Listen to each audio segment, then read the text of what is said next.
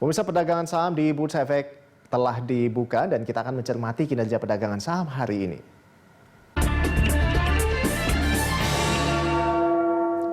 Ya, untuk mengetahui pergerakan saham hari ini, kita akan membahasnya bersama analis isu Core Invest Asset Management, Michelle Gabriela. Iya, Michelle, ini kan IHSG kemarin ditutup melemah dan pagi ini dibuka di zona hijau ya, bahkan naik di atas 1%. Nah, prediksi Anda untuk IHSG sepanjang hari ini akan seperti apa? Ya, kalau kemarin kalau kita lihat sih sebenarnya memang tutup bulan. Jadi sebenarnya kan kemarin ada FTSE rebalancing. Jadi memang ada beberapa yang memang mengikuti FTSE itu mereka mungkin untuk deadline sendiri itu di akhir September. Jadi kemarin ini waktunya untuk mereka buang. Makanya memang kemarin IHSG terkoreksi. Tapi kalau kita lihat sekarang sudah kembali menghijau kembali. Dan sebenarnya kalau kita lihat sih sebenarnya kita ini masih minim katalis ya. Karena kan kalau kita lihat PSBB juga diperpanjang sampai 11 Oktober dan kuartal 3 dipastikan resesi.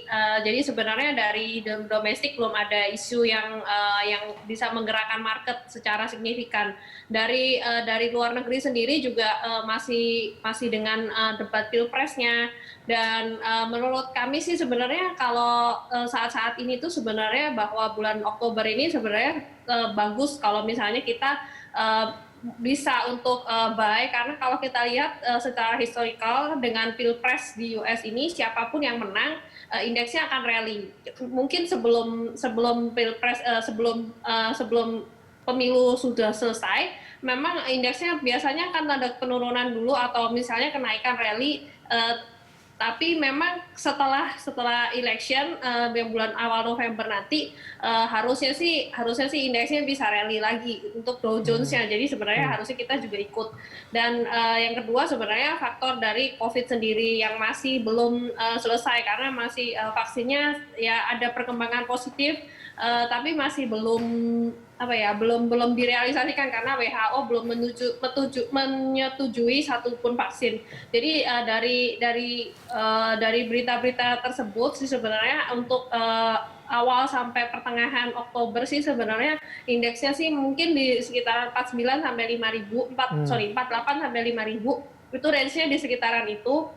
Sebelum nanti mungkin bisa rally lagi karena ada rilis laporan keuangan mungkin di third week of Oktober, minggu ketiga Oktober, minggu keempat Oktober, baik dari domestik maupun dari Dow Jones-nya sendiri, dari US market sendiri. Jadi memang kalau kita lihat sentimen ini mulai ada dari minggu ketiga Oktober sampai rally sampai mungkin bisa sampai akhir tahun, apalagi kalau misalnya perkembangan vaksinnya ini semakin membaik.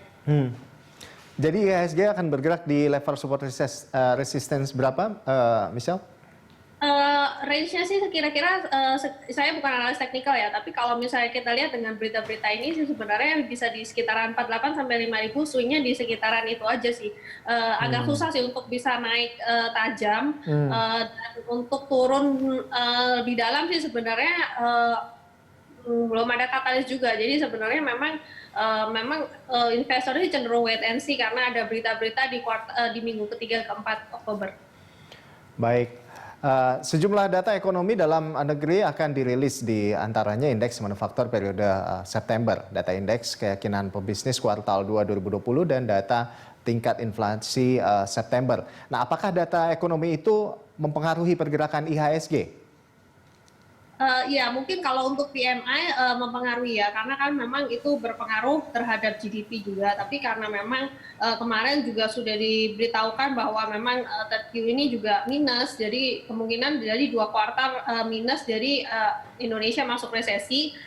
Jadi memang isu ini sebenarnya kalaupun PMI-nya jelek itu sudah di price in oleh market dengan penurunan saat ini. Karena kan untuk market sendiri sebenarnya sudah forward looking, dan sementara itu dari kementerian sendiri dari Ibu Sri Mulyani itu sudah mengatakan bahwa 2 kuartal ini minus, jadi kuartal 2 dan kuartal 3 ini minus. Jadi harusnya sih market sudah memprice in hal ini ya dengan penurunan IHSG kemarin. Baik, selanjutnya ke saham nih, Michelle. Nah, rekomendasi saham dari Anda seperti apa? Ya, kalau kita lihat kalau PSBB kembali dilonggarkan, memang ini lebih longgar ya daripada yang Maret April. Kalau kita lihat PSBB yang sekarang ini bisa dilonggarkan, misalnya orang mulai bisa dine in, UMKM lebih bisa jalan lagi. Sebenarnya yang paling diuntungkan itu dari BRI sih, karena kan BRI kemarin juga cukup tertekan ya, karena kan sektor UMKM ini susah untuk berproduksi, misalnya seperti warung-warung dan sebagainya. Mereka susah untuk ada orang yang makan di tempat. Jadi cash flow mereka cukup terganggu dengan adanya PSBB ini. Jadi ketika PSBB ini dilonggarkan, tentu yang mendapat impact cukup banyak itu BRI. Dan kalau kita lihat valuasinya sekarang 2 kali PBV annualized ya 2020. Kalau kita lihat average-nya itu dia 2,5 kali. Jadi sebenarnya masih ada potensi sekitar 25% upside lah kalau misalnya dia kembali ke level PBV-nya. Baik, terima kasih Michelle telah bergabung dengan kami di IDX Opening Bell. Pemirsa, demikian tadi analis Sukor Invest Asset Management, Michelle Gabriela.